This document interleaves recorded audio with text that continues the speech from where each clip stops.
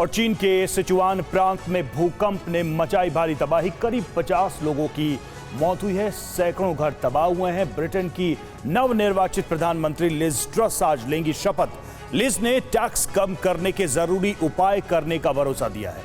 उधर रूस के साथ तुर्की की करीबी ने बढ़ाई अमेरिका की चिंता। और दक्षिण कोरिया अमेरिका के सैन्य अभ्यास से बौखलाए उत्तर कोरिया ने दी न्यूक्लियर वॉर की चेतावनी। दुनिया की अहम खबरों के लिए देखिए वर्ल्ड एक्सक्लूसिव टॉप 9। चीन के सिचुआन प्रांत में आए भूकंप से भारी तबाही हुई है। 6.8 तीव्रता के भूकंप के बाद कई इमारतों को भारी नुकसान हुआ है। इस भूकंप में करीब 50 लोगों की मौत हो गई, जबकि 10,000 से ज्यादा घरों की बिजली सप्लाई ठप हो गई है।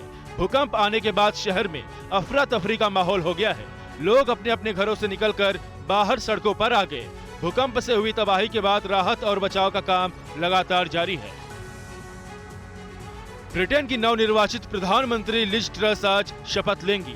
शपथ ग्रहण समारोह स्कॉटलैंड के बाल्मोरल कौशल में होगा। लिज ट्रस ब्रिटेन की तीसरी महिला प्रधानमंत्री होंगी। उनके पहले मार्गरेट थैचर और थेरेसा मे इस पद पर रह चुकी हैं।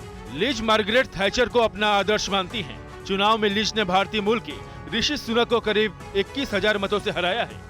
लिज को ब्रिटेन की सियासत में फायर ब्रांड नेता के तौर पर जाना जाता है। प्रधानमंत्री मोदी ने लिज को बधाई देते हुए कहा कि आपकी लीडरशिप में भारत ब्रिटेन के रिश्ते और मजबूत होंगे।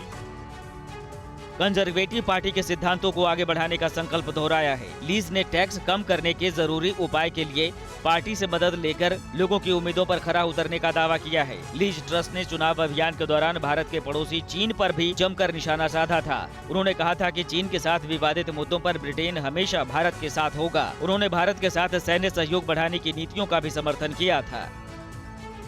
तुर्की की रूस के साथ बढ़ती नजदीकियों ने अमेरिका की टेंशन बढ़ा दी है। दरअसल तुर्की ने अमेरिकी नेतृत्व वाले नाटो सैन्य संगठन का सहयोगी होने के बावजूद यूक्रेन जंग के बाद रूस पर अब तक कोई भी आर्थिक प्रतिबंध नहीं लगाया है। उसके उलट वो रूस के साथ अपने व्यापारिक संबंधों को लगातार बढ़ाने में जुटा हुआ है।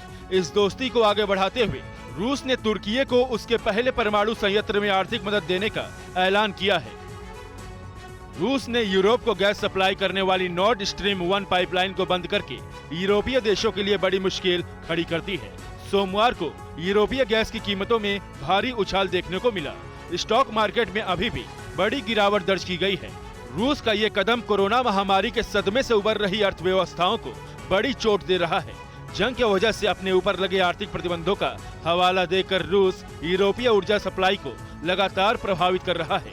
यही वजह है कि पिछले एक साल में यूरोपीय गैस की कीमत करीब 400% बढ़ चुकी है। रूस के पेट्रोलियम प्रोडक्ट्स की कीमतों की सीमा तय करने की अमेरिका समेत G7 के देशों की योजना का रूस ने कड़े शब्दों में विरोध किया है।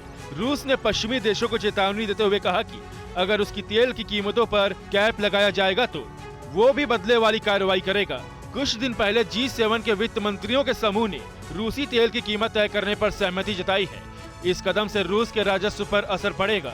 G7 देशों का कहना है कि कीमतों पर लगाम लगाने से दुनिया में पेट्रोल डीजल की कीमतें कम होंगी, जिससे आम लोगों को राहत मिलेगी।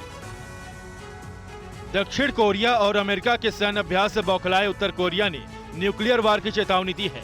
उत्तर कोरिया की राज्य समाचार एजेंसी की एक रिपोर्ट के मुताबिक यूएस और दक्षिण कोरिया की हाल ही में खत्म हुई उल्वी फ्रीडम शील्ड ड्रिल ने रूस और चीन के साथ टकराव को बढ़ा दिया है, जिससे कोरियाई प्रायद्वीप पर परमाणु युद्ध की संभावना बढ़ गई है।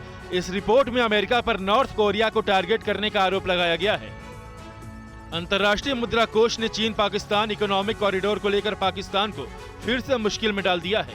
IMF की एक रिपोर्ट में दावा किया गया है कि 2022 में CPEC के तहत हुए निवेश से पाकिस्तान में आर्थिक वृद्धि दर बढ़ सकती है, लेकिन इसके साथ ही पाकिस्तान पर कर्ज का बोझ बढ़ेगा, जिससे पाकिस्तान को दिए गए कर्ज के सुरक्षित होने को लेकर सवाल उठेंगे।